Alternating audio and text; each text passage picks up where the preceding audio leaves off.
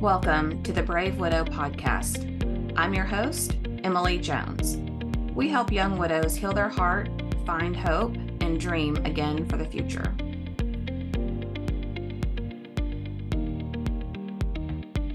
Hey guys, welcome to episode number 12 of the Brave Widow Show. Now today is a little bit different. In today's episode, I'm actually going to give you some trigger warnings. Now, normally I don't talk about trigger warnings because here we're talking about widowhood and death and things that are traumatic that people have experienced. But today we talk about several different topics that may be bothersome to some folks in our audience. So I want to make sure that you're fully aware of what those are: miscarriage, suicide, drugs, alcohol, firearms, trauma, and death. This is not the episode to watch with your kids or to play in the car while you're driving them around. All right. Now, that being said, Janine, at the incredibly young age of 26, navigated those issues with her husband, who passed at the age of 27. And she shares her advice, her insight, what she did when she got overwhelmed, and what she would tell other young widows or other young women who are going through some of those same things. I'm pleased to share her story with you, and I hope it resonates with others who have gone through similar types of situations to know you are not alone. There are other women that have gone through some of the most difficult, challenging, frustrating moments with their spouse who also suffer grief and the loss that comes with losing a loved one. So today I'm pleased to introduce Janine. Janine is now a 27-year-old widow with 2 children. She was born in Germany and is bilingual. She was raised in the U.S. as a military brat, and she has her college degree in business and psychology. Let's get on with the show. All right, Janine, thank you so much for joining the Brave Widow Show today. Just reading your story, my heart broke. I know that you have so much that you can share with the audience, and I'm just really appreciative that you joined us. So thanks for coming on today. Thank you for having me. I do think it's very important to talk about it because there was a lot of things that I didn't know or never thought about. So the fact that you're doing this and invited me to come, it feels good because when I first became a widow, I was definitely lost. I had no idea of who to turn to, who to talk to, especially being so young. I don't know anyone my age that is a widow, but before we get into that, I just wanted to kind of explain how everything happened, how I got here. So I'm 27 and I have 2 kids. My husband passed away in January. At the time I was 26. It was, I want to say, 6 days before my birthday. So I met my husband at work in 2018. We met at work and we always worked next to each other. Great time. And then we moved in together. I want to say after 6 or 7 months, maybe longer, 8 months, we moved in and I found out I was pregnant 4 months after he had moved in with me. And halfway through the pregnancy, COVID happened. And so he couldn't come with me to my appointments anymore. So that was kind of a bummer. So then I gave birth to my son in May of 2020 and continued working. And I worked for a little bit and then ended up staying home because there was a huge waiting list here and there was no way I was going to be able to work and not have someone watch my son. So we decided that I would stay home. And so my husband started around that time getting on medication. He had depression and he also had some other issues that he was trying to work through. And my husband was working for Sherwin-Williams, so their insurance was very good and all the benefits. So I was like, this is a good time to go see a therapist, see if you can get some help. I do know that he struggled with mental illness for a long time since he was a child. There was a lot of childhood trauma, abuse, and stuff like that. So it was important for me as well that he would get help since we did have a son now and he wanted to be the best dad that he could. So it was important for him to be able to be healthy in his mind and be a good dad and be there for our son and be a good role model as well. And so he started going to therapy and it started getting a little wonky, I guess, especially with the pandemic. There was a long wait list to even see a therapist. So that was a little difficult. And then I ended up getting pregnant in August of 21. And I kind of started noticing that he didn't, his mental health kind of declined. He started drinking a little bit more. And I know it's because he really couldn't see a therapist. There was a long wait list for him to see somebody. So he was just trying to go without, and he was trying to take his medication, but he was kind of struggling with which one to take and which one is best for him. So I know he was switching a lot. He was going from one to the other, to starting one, stopping one, increasing the dose, decreasing the dose. So it wasn't really regulated. And it never bothered me before, but I did notice that he was starting to, like I said, start drinking, and he started staying out more often. He would be out at a bar for 10 hours. And at this point, we were already together for 3.5 years. And I was like, hey, this doesn't seem like you. And especially since he comes from a family of alcoholism, I told him, you have to be careful. It's okay if you enjoy a beer every once in a while, but especially knowing that you have a family history of alcoholism, especially since you're trying to get your mental health in order and being on medication, I don't think it's a good mix to drink and be on medication. And so he stopped drinking, at least at the time I thought he stopped drinking. So we go to my OB appointment, the very first one, and it turns out there was no heartbeat. So I was supposed to be 8 weeks along, and the baby was only measuring around 6 weeks. And so they were like, okay, sometimes that happens. Maybe your cycle was off, or maybe you ovulated later. There's all kinds of different reasons of why you could be off by like a week or two. So they told me to go home, and 2 weeks later, I would come back and we would see if there was any progress. So we went back 2 weeks later, and at this point, I'm supposed to be 10 weeks now. So we looked on the screen and baby was still only measuring 6 weeks. And that's when they said, you have something called a missed miscarriage. And that's essentially when the baby passes in utero. And sorry, the baby passed in utero. And so you generally have three options, which is you continue waiting to see if your body naturally gets rid of the baby, I guess. And at that point, like I said, I was supposed to be 10 weeks and baby was only measuring 6. So it had already been there for 4 weeks, but sometimes your body just doesn't realize it. I still had all the symptoms of pregnancy and my pregnancy tests were still positive. I was like, okay, I'll give it another week because at that point it'll be 5 weeks. My main concern was, can I get sick or can I become septic or anything like that? And they told me that as long as the baby's inside the sac and as long as the sac isn't broken, nothing would leak and you wouldn't get sick or anything like that. So I was like, okay, I'll wait a week. We go back after a week and nothing had happened. So, they told me, okay, now you have two options, which is either you take medication and you would pretty much start cramping and all that stuff, and it should come out. And worst case scenario, that doesn't work, then you'll need something. It's either called a D&E or a D&C, which is a surgery that they remove it. And during that time, I noticed that my husband started drinking a lot more. And, I thought it was because we lost the baby. And so I was also very upset. So I understood where he was coming from. He stopped talking to me and he didn't want to talk about it. And it was difficult for sure.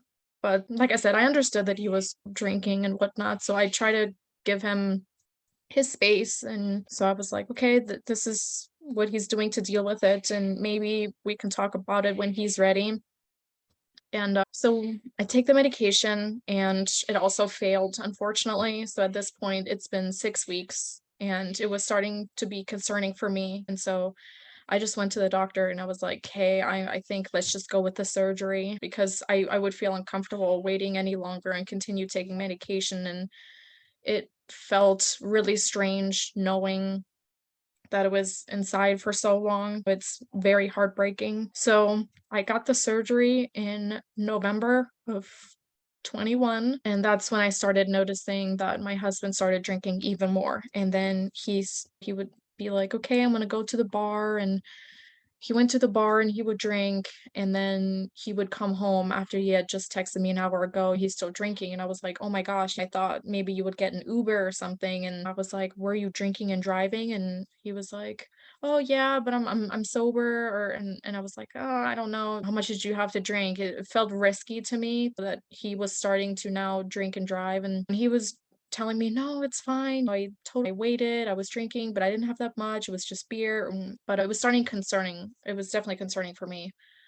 So one day I sat down with him and I was like, "Hey, listen, I know we lost the baby and I know you're struggling with seeing a therapist and your whole medication and all that stuff." And I was like, "Let's just slow down. Let's just think about what do we need to do to get better. Right now, therapy seems like a priority at this point." And he was working overtime a lot, and I was telling him, like, maybe you should just work the 40 instead of volunteering for more work. I think you're mental health is really, really important right now. And especially since I knew that he had prior attempts to take his life, but that was when he was before we ever met. I think he was like 19 or 20. I know he told me he took fentanyl patches and, kind of plastered them all over his body, and he thought he would kind of peacefully pass away in his sleep, but he woke up and he that's how that ended. And then I think he had another attempt, I think. Oh, I don't even know. I don't remember. So during this time, you're having to deal with your own emotions about the Yeah. pregnancy and then Mhm. just more and more frustration, I'm sure, with Mhm. how you move forward. Was it difficult also juggling his drinking and your concern about his mental health? Do you feel like he was supportive of you during that time, or he was just trying to survive on his own? I How did think it you juggle was all that?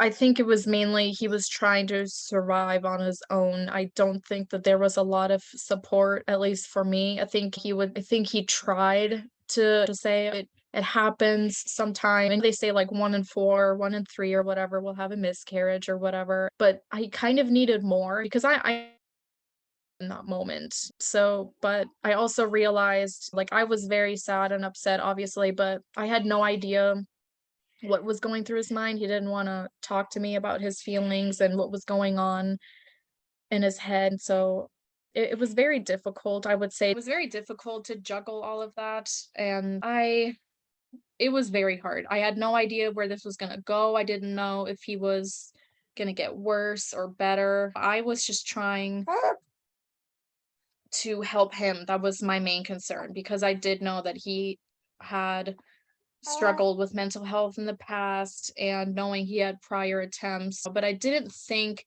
that he would do it again. Something it seemed like that is something he kind of got under control, I guess. Angrier as a teenager, and he kind of just said like, "Oh, I'm kind of past all that stuff. I dealt with it in my own way." And but he still had depression, so I didn't think that there was still thoughts of him taking his life at all. I mean, had I known, I think I would have been a lot more drastic, drag him to the doctor if I had to, or to a hospital if I would have known the thoughts he was having. um so he pretty much tells me that everything's fine and everything's good. He just kind of needed some time for himself, and that's why he was drinking a lot more, but guaranteed me that pretty much everything was okay. And so I was still kind of worried, but I kind of put it on the back burner and I was like, okay, he told me he was fine. The drinking was like a one-time thing. But then I started noticing he was still out longer, even though he said like, "Oh, I'll be home tonight by let's say 8 or 9," and he would still stay out till midnight or 1 o'clock or 2 o'clock. And I was like, I understand you need to drink and like let loose, but I was telling him that I had just lost a baby and we still have our son. I need help. And he worked a lot. And so I was just like, maybe we should just focus on our family and the mental health first. And so then that's when I guess, and that's when he told me he had started experimenting with drugs. So he was He took mushrooms, I think twice from what he told me, and he did coke, I think once or twice. And now that was a major concern. I was like, okay, this is very concerning now because that's never happened before. I didn't know what to do because that's something I've never experienced before. I knew people who struggle with mental health, but I never knew anyone that, that started doing drugs. And I was like, how do I don't want to force him to get help if he doesn't want to. That is something I can't force him. What am I supposed to do? Drag him by there? He was a very stubborn person. And I think he was also raised by his stepdad, who was very much against mental health and didn't think it was serious. And it was the stereotypical, and it's really unfortunate he said this to my husband, that men don't cry and men don't show their emotions and you swallow all your problems. So it was very difficult for me to try and convince him to get help because that just wasn't ingrained in him when he was a child. So then we're in December of 21. So that's about a month before he passed. And that's when one day he came home from the bar and had his gun on him. And that was also very concerning. I was like, why do you have your gun? Blah, blah, blah. I know that he mainly did it he didn't hunt, but he liked target practicing and that stuff. He liked doing it. But for me, there was bells going off in my head. And I was like, this seems like a very bad idea. If you're drinking, you're doing coke and mushrooms, and now you have your gun on you. And I know he had a history of prior attempts. I was like, I am not comfortable with this. I told him I would like for him to get rid of it. He didn't want that. And it got out of hand and he started wrestling me. He kind of started getting paranoid and he told me that he thought there was something on my phone and that he thought I was going to leave him and that I was going to tell everybody he was doing drugs and that I was going to tell everyone what an awful person he is or whatever. And I was like, where did this come from? This is totally out of left field. And he did threaten to take my life and my family's life. And that's where I was like, okay, I understand you have mental health problems, but this is too far. I had actually kicked him out. I think it was like the first week of December. And I told him, you need to calm down. We have a child at home. See if you can spend a few days at your friend's house until things kind of calm down because that was not okay. So I had the locks changed because he did want to kick in the door and he absolutely refused to leave. And I was getting scared at this point and I was like, I don't recognize this person at all. And I really was afraid that he might pull the gun out. So I had, like I said, changed the locks. And then I told him, you can come back when I feel like it is safe for you to come back. About 2 weeks goes by. It's right before Christmas. And I was like, okay, it is the holidays. Please put the gun away and no more drinking, no more drugs. If you want to come back in this house, this is very serious. And he said, okay. He was like, I'm so sorry. I apologize for everything. You're right. I need to get control of the situation. And so I let him back in. And then I think 2 weeks go by. I thought everything was fine. And then he suddenly is gone the whole day. And so I'm texting him, calling him. I'm like, where are you? Where are you? I hear nothing. So I'm calling his sister. I'm writing his friend. I'm like, has anyone seen him? Does anyone know where he is? I was thinking he was probably at the bar drinking again. That was my assumption. And everyone said, oh, he was at the bar with me since 9 a.m. And I was like, oh my gosh, he didn't even go to work, so I'm getting concerned. And I was like, okay, he's probably drunk somewhere. That's why he's not answering. And then I think 7 p.m. he finally calls me and he's like, I'm on my way with dinner. I'm so sorry. And kind of had an argument because I was like, this is not okay. It keeps escalating. You keep apologizing and nothing's getting really done. I don't want to have another conversation where we sit down and talk about this. And I was very concerned about his drug use and alcohol use. So again, he just promised me everything will be okay. And then I was like, okay. So 8 o'clock rolls around, 9 o'clock, 10 o'clock. And I was like, well, he was only supposed to get dinner. And why is he not home? I called everyone. I was trying to see, I even called the pizza place he said he was at to see if anyone had picked up any pizza.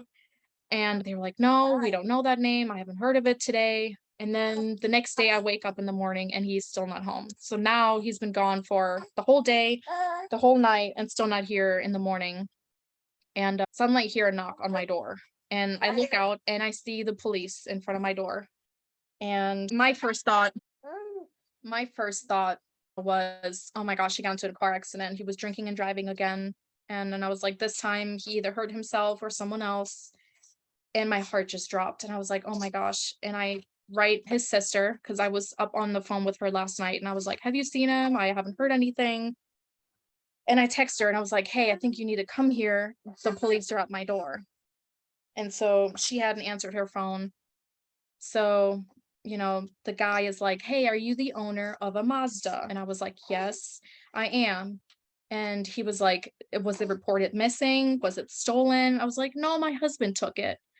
And then he was like, okay, well, let me park my car and then I will come in and talk to you. And in that moment I knew, I was like, this is something serious. I already had tears in my eyes because I was like, they found the car somewhere. And the cop comes in and he was like, I'm so sorry to tell you, but your husband shot himself. And that's exactly how he said it, just kind of ripped the band-aid off. And I said, are you sure? Are you sure that's him? I was like, he wouldn't do that. And I said it over and over again. And I said, he would never do that. He wouldn't do that. And he was like, do you know what he was wearing? Does he have any tattoos? And I described the tattoos he had on his back, and he kind of radioed the other cop. And they were like, yeah, it's confirmed that it was him. And the whole day was a blur. I honestly don't know anything that happened. I think I just cried on the floor pretty much the entire day. And I just pulled my phone out and I had the police call my mom so she can watch my son. And like I said, the whole day is a blur. And I finally got in touch with his sister.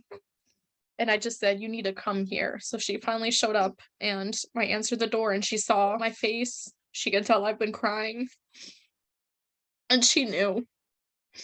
She said, he killed himself, didn't he? And I just shook my head, yes. And we were both crying and we hugged each other. And she's younger. She was the little sister from my husband, and she's 21. And their family is very dysfunctional. My husband only had a relationship with his sister. So I knew that me and her actually had to plan the funeral. And that was also difficult, going to funeral homes, and we're like children walking in there. And Because you were, what, 26 at that time? And how old was he? he was 27. So we're children walking in there, and I can already tell on their faces, like, oh my gosh. And I'm like, my husband's dead and we need to plan a funeral. And I can see it in their eyes. They're questioning, like, I wonder what happened. And I mean, I wouldn't say anything. I could barely get the words out. I had to bring her with me everywhere. I would get choked up every time someone asked me a question about my husband. I would just kind of look to her because my throat literally would just close up. I could not get the words out that he was dead, that he committed suicide. I mean, none of those words would leave. I mean, for at least the first 3 weeks before I could even say it out loud.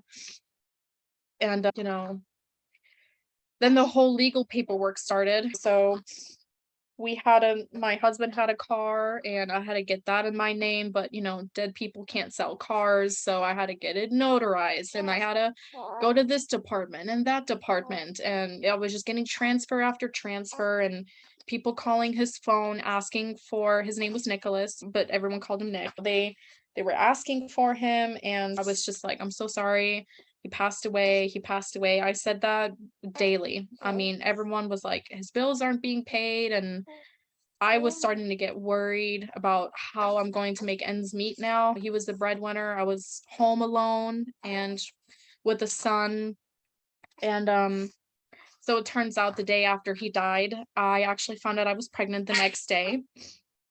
And so I was terrified. I was like, what am I gonna do? I have another child on the way. and he's not here. And so I cried a lot about that as well, just because I knew that, I mean, I didn't even know I was pregnant when he passed away. And so I had a lot of feelings of guilt, thinking about if I would have taken a pregnancy test the day before, maybe he wouldn't have done it if he knew there was another baby on the way. Because I try to rationalize, maybe he wouldn't have done it if he knew there would be two kids instead of one. I don't know if he thought, okay, well, I'm just leaving her and one child behind. She should be fine. I don't know what was going through his mind. So I was gonna have two kids and be by myself. And we lived in a very, very small apartment. I knew I would have to leave, and the property managers increased my rent. And so I was like, my husband was the breadwinner. I now have another child on the way. Where am I gonna go? So I ended up moving in with my mom, and that I had to sell the Mazda that I had. It was my car, but I didn't want to have any ties to it. He damaged my car pretty badly. I think he was probably very angry and upset right before he did it. So not only that, but there was blood on it, and it was dented. So I was like, someone take this car. It just felt like bad energy. I was like, I don't want to drive it. Yeah. It was honestly awful. I One second he's here, the next he's gone. I can't pay my rent. I can't pay my phone bill. I have another kid on the way, and I had just lost a baby 2 months prior to that. Now I just found out I'm pregnant again. I had to get a storage unit. I had to put all the stuff in there, and my lease ended 4 months after he passed. So I had to pack all his clothes, which I didn't want to do. It was very difficult for me to go through his stuff. It felt very invasive because we all have secrets, or we all have things that are maybe sentimental, and we don't want people touching those or going through our stuff, maybe journals or stuff like that. And so it felt very invasive to pack everything up. So it was very difficult to, you know, pack all his stuff and put it away. How did you even survive those first few weeks and months? I mean, just thinking about where your mind and heart had to be after going through all of those experiences in such a short amount of time. It's amazing that you're even here able to talk about it today. Yeah, I asked my mom, my dad, and my sister-in-law to come over and help me. I mean, I did not eat at all, even though I know I should have been eating because, I was pregnant, but my body was on autopilot. I couldn't even tell you the first 2 weeks, 3 weeks what I was doing. I had a lot of help. So my dad would come over, and he wouldn't even say anything. He would just knock on the door. I'd let him in, and I would just sit on the couch, probably crying, and he would just silently do my dishes. He would take my trash out for me. My mom would come over, and she's like, "Let's take a shower," because I probably didn't shower for many days or brushed my teeth. I had no personal hygiene the first few weeks. It probably sounds gross, but it's not a priority at the time. I kind of blink, and 2 days passed by, and I was like, oh my gosh, I swear I just blinked and I hadn't showered in 2 days. And it was starting to get out of hand. I remember trying to find a community to kind of give me advice and help me with what's going on. And his company, Sherwin-Williams, actually sent me a little packet that said, "We're so sorry for your loss. These are the things that some people might not think about that you should do." And it was a whole list, which was very helpful for me because my mind was all over the place. So I got a list, and it pretty much said, make sure you're closing his bank accounts, make sure that you cancel his social security, or you let someone know at social security, because I guess they have, I don't remember. Someone called me and said that they would do it for me. I want to say it was the funeral home. They had like a little package that someone would like reach out to me and talk to Social Security for me to kind of say, hey, he passed away. And for 1 year for free, they would kind of monitor his social to make sure no one would steal his identity or take out loans or whatever. So they did that for me. It was just a long list. I don't remember everything that was on there, but I pretty much tried to check off everything, and that was really helpful. And if he didn't work for that company, I'm not sure if other companies do this, but it was very, very helpful for me. So I didn't have to worry about that. But it was still very overwhelming. I mean, when he first passed, I had a stack of papers. It was textbooks. I mean, it was huge and things I needed to do, and we were young, so I never thought about a will. They were asking me, "Do you have probate? Do you have an estate? Do you have a will?" And I was like, "We're 26 and 27." I mean, I never even thought about that before. And I was like, "No." I was stressed about what if any of his debts roll onto me? What am I gonna do? But I was very fortunate that since we didn't have anything, that banks, and I know that while he was going through the drinking and doing the drugs, he had actually applied for multiple credit cards that I didn't know about, and they arrived right after he passed. And he was maxing out his credit cards and everything, which I also didn't know about until the mail started coming through and I was opening them, which also again felt very invasive because I don't know. I mean, not that I mean it's his mail. I'm not like, oh, let me see how much you owe. If I was like, oh, how much you got on there, he's like, oh, I only have like $300. I'm almost pay it off. But then it turns out there was like 2,000 on there or 3,000 on there. I was so scared. I was like, I'm gonna have to sell everything I own to pay this, but I'm glad that the banks were just like, okay, just send us his death certificate and we'll just write it off. And yeah, when I got the death certificate, I was also very upset because in the state that I live in Nevada, and I don't know if it's a county thing. They actually do include his death on the death certificate, which made me very uncomfortable. It does say suicide on there. And then under, what does it say? Reason or not reason, but it says suicide, and then it says, gunshot to the head, and that's included on the death certificate. So when banks are asking for his death certificate, I felt very uncomfortable sending that out because I can't imagine that they're sitting there doing their job and then they see why he died. It just felt very, yeah, just invasive. I didn't want people to know why he did it, especially strangers, like a bank. Why does the bank need to know how he died and what he did, like his method? So I was very uncomfortable with that, and that's something I hope that we don't do to people. I mean, when I saw that, I was like traumatized all over again. I thought it was just a piece of paper that says he died on this day and that's about it. But just seeing the words, he shot himself in the head, it's brutal, it's violent, it's not pretty, it's not nice. And yeah, I just hope that we can get rid of that. I don't know. Feels Yeah, so someone's, personal, like it's it just your personal does. information out there, yeah. Yeah, and the bank doesn't need to know how he did it. They just need to know that he passed and, that it's a certified copy and everything. Just do their job, write off the debt or whatever, and move on with your day. But it feels, I don't know, I feel like when I was on the phone with banks and all these other people, it felt I could feel their pity because they could see the reason on there. And that's something that I didn't want at all. I didn't want their pity, or I didn't want people saying, "Oh, I'm so sorry for your loss." And I know that a lot of people say that because they don't know what else to say, but for me, I heard it so much in the beginning. I hated it when I heard it every time. And that's just me. I don't know how other people feel, but they were just like, "Oh, I'm so sorry for your loss. I'm so sorry for your loss." And now thinking back, I wish people would have been like, "How can I help you? How are you feeling today?" But it was just more like here people say, "Oh, hi, how are you? I'm good, thanks." They're not asking because they really want to know how you're doing. It's just kind of this thing that we say to be polite, and that's how it kind of felt when they said, "I'm so sorry for your loss." I just felt like it was not genuine. That's kind of something that you have to say. You're a bank, you're the OB office, or you're the Social Security office, and you do your "I'm sorry for your loss. So anyways, this is the paperwork that we need, blah blah blah." And Right. so I would rather people just not say it to me at all. That would be my preference. And over the weeks, I've learned that people have become very invasive. People that I haven't talked to in a while, they kind of saw that he passed away and they were like, "Oh my gosh, what happened? What happened?" And I didn't even get, "How are you doing?" It was just, "Well, how did he pass? What happened?" And I felt very relationships change.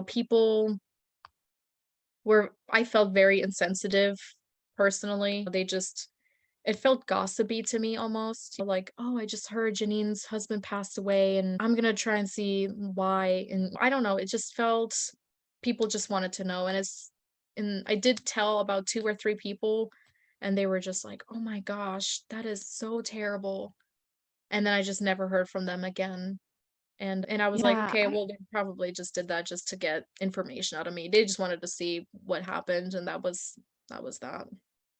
yeah, I think people are naturally curious about Mm, what happened, but then they completely forget that, you know, that person's in a whole different place and we're still here left picking up the pieces. And mhm, I think the illustration of your dad coming in and just doing stuff for you is so mhm, beautiful. Just doing your dishes, taking out the trash, like those are the things that we need in those early days, mhm. not the pleasantries or courtesies of those things.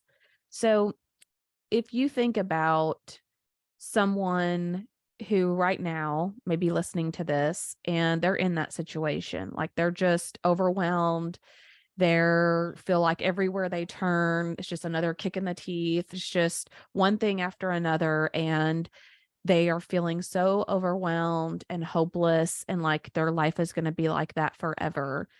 What advice would you give them, or what maybe glimmer of hope that every day isn't going to be like that? Like, what would you say to somebody who's currently in that situation? Find a support person. For me, that was my family. I remember I gave my parents my husband's social and all the information that they need certificate, and I was like, "Can you please call these places and see what you can do to get the paperwork situation finished?" Because an overwhelming me, like, I never realized how much a person is or exists until someone passes away. I mean, it is everything that you've ever done since birth, pretty much. Everyone wants to get in contact with you.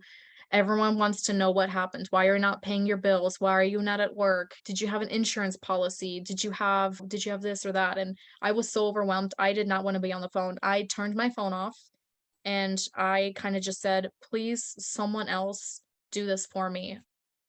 Certificate from the most part, and I didn't wanna sit there and take picture after picture, get on the phone, explain the situation over and over and over again.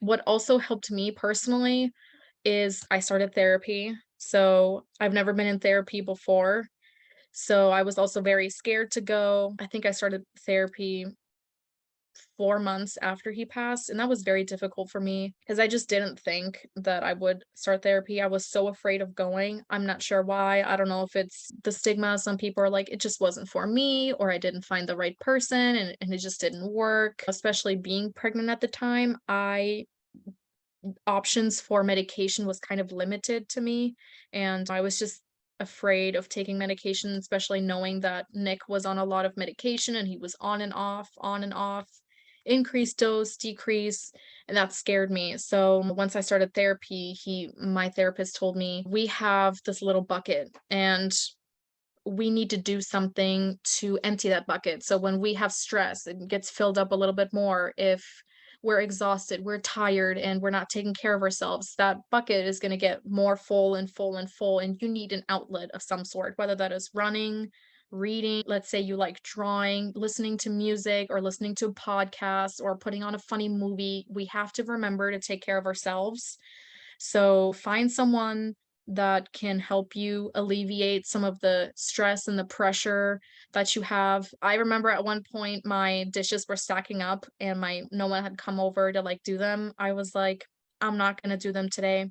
I just went out, I got paper plates and I ate off paper plates, and that's what I needed at the time to survive. I mean, in the beginning, it is truly just survival. I didn't care about doing the dishes, and I didn't have a dishwasher in my apartment, so I needed to do everything by hand. And I was like, that is not happening. I know this is gonna sound really gross, but I think the first 2 weeks, the dishes stacked up so much. I put them in my tub. I filled up the bathtub, put soaps, all kinds of stuff in there. I mean, this concoction of different soaps, and just toss all my dishes in there and let them soak the whole day. And then when I was ready for a shower, I knew I was forced to take them out because Mm. there was grime and dirt and I didn't want to shower with it. So it forced me to clean my dishes. And then it started getting overwhelmed again. So honestly, this sounds terrible, but I tossed a lot of my dishes when I was just tired of cleaning them. I know it's so wasteful, but again, that's something that I needed to survive at the time. So That is the number one thing I tell people to buy somebody who's grieving. paper and plastic everything so that it can just Mhm. be tossed and you don't have to Yep. worry about doing any of those dishes. That's horrible. I like Yeah. your creativity though of using the tub. I mean, it does get to that point where you're just like, forget this. I'm throwing them Mhm. all in the tub. We're going to soak them. And if they're too bad, I'm just going to throw them away. Yeah. It's And overwhelming. yeah, I needed that, and honestly, I might regret throwing away some of my stuff, but at the time, didn't care. It was very helpful, and that's something that I needed. I think it's a lot of the things that I did were maybe unconventional or wasteful, but again, this is something that I needed to survive in the beginning. I think all rules or those kind of all go out the window when someone dies. It was very hard, very, very hard, but therapy has helped me a lot, and what personally helps me is I started journaling, so I talk about in my journal entries about the day that it happened, how I felt, and it's very therapeutic for me because it lets me sometimes I would have intrusive thoughts about where he did it, why he did it, what it looked like, and I was very ashamed to tell people what kind of thoughts were keeping me up at night. So I decided to write them down. And I think about 2 months after I had written down my journal entry is when I felt comfortable enough to bring it up to my therapist. And I think he was very grateful, and he said it probably felt really good to get it out. And he is someone that I have a very good relationship with, and I trust him. And so it feels good to tell somebody because if I tell my mom or my dad or like friends, I think they don't quite understand what it's like to lose a partner and maybe some of the intrusive thoughts that you have or anything like that. And I think most people like don't know how to handle that. They kind of freeze up, or sometimes people it feels like they think that they can catch suicide or something, they can catch it. And I want to talk to people. I want to tell them it's totally okay to talk about suicide and mental health, and no one wants to think about their spouse drinking and driving or doing drugs, doing coke in the middle of nowhere or something, but it is still very important to talk about that, and I don't want there to be shame about maybe you are in a place where you're doing drugs or you're drinking, and I obviously I see the result of what happened of not getting help, and I would 100% prefer that he would have told me, "Hey, I've been doing drugs. I've been drinking and driving. I want to go see a therapist. I want the help, but I'm scared. Do you want to come with me or ask me for help?" But a lot of people are afraid to ask for help, and that's very unfortunate because some people, like my husband, this is the result of not getting on the right medication or not getting help, not asking for help, and it's very sad. I also have guilty thoughts all the time of would it have made a difference if he would have went or not? He did have very severe PTSD and depression, and he at least told me that the therapist told him that this was something that might be lifelong, and I can't imagine what that would feel like to know that you feel this dark cloud in your head every day, no matter even if we're on the playground and even when we got married, that you have this small moment of happiness, but as soon as that moment ends, you're back to the dark clouds, the gray sky, and everything is you're lonely and you can't get yourself out of this hole. And I can't imagine someone telling you this is going to be with you till the end, until you're old. And that is my explanation of why he did it, because he didn't leave a note. There was no signs or symptoms. I would say that I saw that he was going to take us, and more or less I thought, okay, it was the medicine. He got off of medicine and we lost our baby. That was very difficult for him, but I had no idea that he wanted to take his life. So I don't know. It's very difficult, but I'm trying to think. Well, and I Yeah, think therapy. it's asking for help is a really big one because a lot of widows Mhm, I talk to, they have a hard time accepting help, much mhm, less like they would not ever ask for help. So I think it was mhm. great that you self-recognized you needed a person like, please just take all the phone calls, right? Here's Yeah. a death Mhm, certificate, here's a social security number, just deal with it. I mm, cannot continue to take all these calls. It's so mhm. good that you're able to recognize that and not just allow yourself to continue to get swallowed up by all of the responsibilities of things that needed to be done. It's really hard for people to reach out. So I'm hopeful that somebody hears your story and they resonate with it because they see a lot of pieces or even a few pieces of a situation that they're in or they've been in. Mhm. And maybe they've just really struggled with asking for help, or they've been scared about going to therapy, or they haven't found a good community of other widows that they can connect with. And I hope this gives them the courage to do that. Is there Mhm. anything else that you'd like to share with the group? Yeah, so I did start reading a book recently. I'm only a third way through, so I haven't finished it. But the book is called What Happened to You: Conversations on Trauma, Resilience, and Healing. It is by Bruce Perry and Oprah, actually. So Oprah is kind of interviewing this like psychologist or psychiatrist, I'm not sure.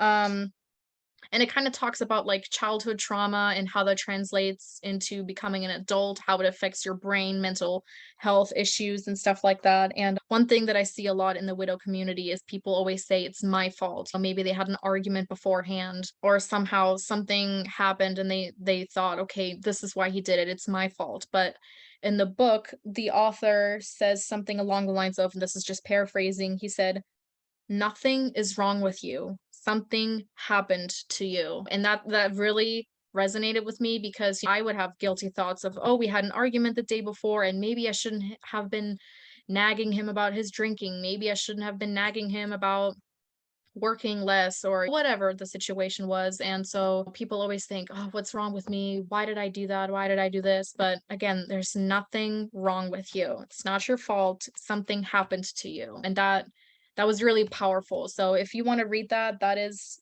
been very helpful for me. It helped me understand mental health a lot better for sure. Oh, that's awesome. And I'll definitely link to that in the show notes because I think that sounds like a really good resource for people. Yeah. Well, Janine, thank you so much for joining us today. I really appreciate your time and you just being so open to sharing. When you were talking about, oh, I was so embarrassed and I didn't want people to know this, or I was hesitant to share. And I thought, well, and here you are now on video, just sharing with Yeah. everybody Yeah. Yeah. those things Thank that we deal you. with. Yeah. Well, thank you for having me. It's definitely it feels better to get it all out, and I hope somebody hears this and is like, "Oh, I completely I didn't have that," and I hope this helps somebody, hopefully, for sure. Yeah, definitely. Hey guys, thank you so much for listening to the Brave Widow podcast. I would love to help you take your next step, whether that's healing your heart, finding hope, or achieving your dreams for the future. Do you need a safe space to connect with other like-minded widows? Do you wish you had how-tos for getting through the next steps in your journey, organizing your life, or moving through grief? What about live calls where you get answers to your burning questions? The Brave Widow membership community is just what you need. Inside, you'll find courses to help guide you, a community of other widows to connect with, live coaching and Q&A calls, and small group coaching where you can work on what matters most to you. Learn how to heal your heart, find hope, reclaim joy, and dream again for the future. It is possible. Head on over to bravewidow.com to learn more.